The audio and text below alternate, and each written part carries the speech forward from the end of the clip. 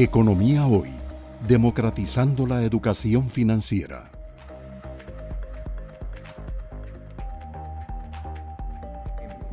Don Rodrigo Cubero hace una presentación del programa y arranca normalmente analizando el entorno global, lo que está pasando en el mundo.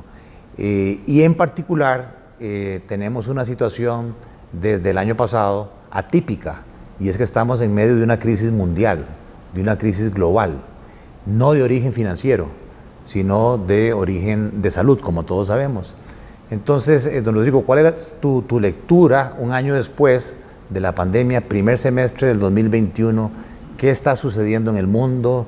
¿El mundo se está recuperando? ¿Por qué se está recuperando? ¿Qué podemos aprender nosotros de lo que están haciendo otros países referentes, etcétera?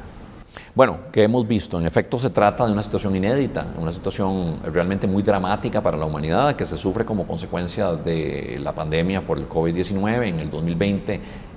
Sobre todo en el segundo trimestre del 2020, la mayoría de las economías del mundo entran en una contracción muy profunda, su actividad económica se reduce muy significativamente porque las autoridades y particularmente las sanitarias responden a esta crisis, a este desafío sanitario, imponiendo restricciones, tomando medidas que dificultaban la movilidad de las personas, que cerraban establecimientos, que cerraban fronteras, todo ello con el objetivo de reducir la tasa de contagio. Básicamente de ir reduciendo la interacción entre personas para que se fuera reduciendo la tasa de contagio o se mantuviera bajo control. Eso a su vez tuvo un enorme impacto sobre la actividad económica. Y por supuesto que también, más allá del impacto directo de las medidas de restricción sanitaria, impactó la actividad económica el hecho de que muchos empresarios, muchos consumidores, las familias, se sumieron a una situación de incertidumbre. ¿Qué va a pasar con nuestros ingresos? ¿Qué va a pasar con nuestras ventas? ¿Vamos a poder seguir adelante? ¿Vamos a salir bien de esto o no? Entonces, esa incertidumbre siempre también impacta la actividad económica. Por ambas vías, la actividad económica mundial sufrió muchísimo, pero cuando uno ve el patrón de comportamiento de la economía mundial, diferentes países tienen diferentes velocidades de recuperación y momentos de recuperación, pero uno podría generalizar para decir que a partir de la segunda mitad del 2020 se empieza a dar un proceso de recuperación de la economía mundial. Ese proceso de recuperación tiene que ver con que gradualmente las economías empiezan a levantar esas restricciones, a irlas flexibilizando, a irla suavizando conforme se controla la tasa de contagio, también conforme se empiezan a ajustar los modos de producción a los nuevos requerimientos de la pandemia, es decir, a producir bajo protocolos estrictos de distanciamiento físico, de lavado de manos, de uso de mascarillas. Las empresas, los comercios se empiezan a ajustar, las personas también se empiezan a ajustar a estos nuevos requerimientos y poco a poco empiezan a vivir una nueva normalidad. No diríamos que se normaliza la actividad económica, pero empieza a vivir el mundo una nueva normalidad donde, con respeto a estos protocolos de salud, se empieza a recuperar la actividad económica, y eso es lo que hemos visto. Ahora, un mensaje central de ese patrón que se ha prolongado ahora en el 2021 es que la recuperación económica ha sido heterogénea entre países, ha sido diferente. Los países se han venido recuperando a distintas velocidades. ¿Y por qué? ¿De qué depende la velocidad de recuperación o el vigor, la fortaleza con que las diferentes economías se han venido recuperando? Bueno, una razón muy importante es la evolución de la pandemia en esos países. ¿Esos países han sido exitosos o no en controlar la evolución de la pandemia, la tasa de contagio y consecuentemente han tenido la capacidad de ir levantando las restricciones sanitarias, o por el contrario se han visto sumidos en una tras otra ola de contagio y eso los ha llevado a tener que mantener realmente muy cerrada la economía? Eso es un tema fundamental. Ahora también se le añade a eso el avance con las campañas de vacunación. Países que han logrado un avance más significativo en la vacunación han podido ir levantando esas restricciones sanitarias gradualmente. Otro tema es la estructura económica. Es esta economía más o menos vulnerable al tipo de shocks, de golpes que imponían las restricciones sanitarias. Hay algunos sectores que naturalmente sufren más con las restricciones a la movilidad. Sabemos el sector turismo, un sector muy afectado. El sector transporte, otro sector tremendamente afectado. hay actividades que pueden, que implican, que requieren menos interacción física y que pueden operar bien desde el teletrabajo. Por ejemplo, las actividades de servicios empresariales en general. Esas actividades han sido mucho más resilientes. Entonces, ¿qué tan expuesta esté una economía? Por ejemplo, el sector turismo determina si sufrió más o menos el choque de la pandemia. ¿Qué tan expuesta está el sector transportes? O por el contrario, ¿qué tan expuestas a sectores que han sido muy resilientes, muy resistentes al choque de la pandemia? Esa es una segunda razón. Y una tercera, y muy importante, es la respuesta de políticas públicas que han dado los diferentes países.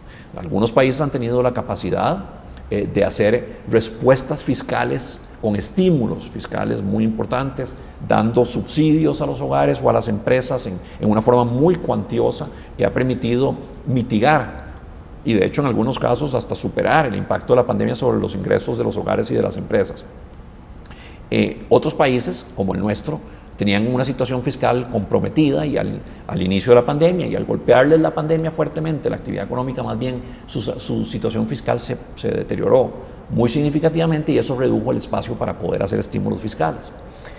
Pero en un país como el nuestro y en otros, sí, los bancos centrales han respondido dando estímulos. Entonces, la combinación de estímulos de los bancos centrales vía bajas tasas de interés y de los gobiernos vía programas de subsidios, transferencias a los hogares, transferencias a las empresas, se ha dado una respuesta que trata de mitigar el impacto de la pandemia y la fuerza, el vigor de esa respuesta de política económica, fiscal y monetaria combinada también ha determinado qué tan rápidamente se han recuperado algunas economías frente a otras. Entonces, menciono tres factores: la evolución de la pandemia en cada una de esas economías, la estructura económica y su vulnerabilidad a diferentes sectores más golpeados por la pandemia o no, y la respuesta de política macroeconómica. Ahí tenemos en la evolución de la economía reciente un caso importante para la economía costarricense, que es la de los Estados Unidos. Es nuestro principal socio comercial, es la economía más grande del mundo, todavía,